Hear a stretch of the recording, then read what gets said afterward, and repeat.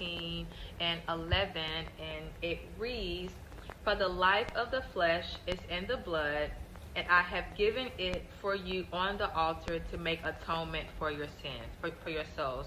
Now, when it says, "I have given it as an atonement for your souls," it's talking about back in the day when the children of Israel, when they would sin, instead of God killing them as payment for their sin, because you have to remember the wages of sin is death. So that means that sin is costly, and sin requires payment, and not just any payment, a blood payment.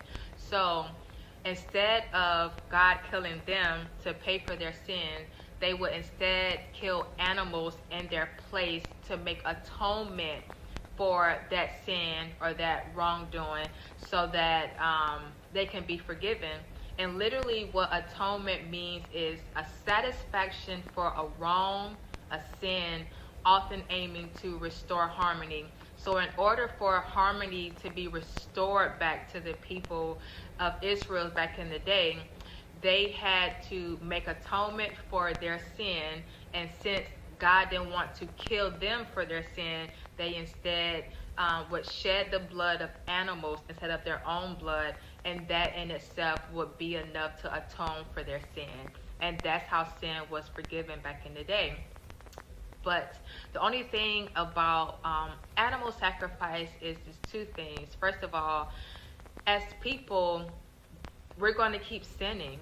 And so that would mean that there will always be a constant killing of animals. And so that was never, I guess, like a resolution to the sin problem.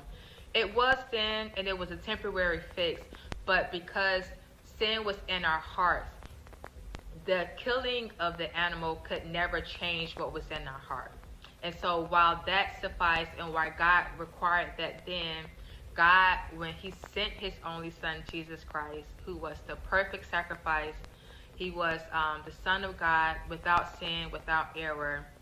He became the lamb. They call him the lamb that was slain before the foundations of the earth. Instead of, the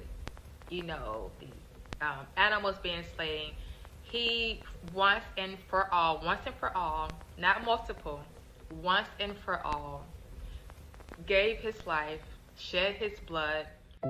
His body was broken, his blood was shed on our behalf.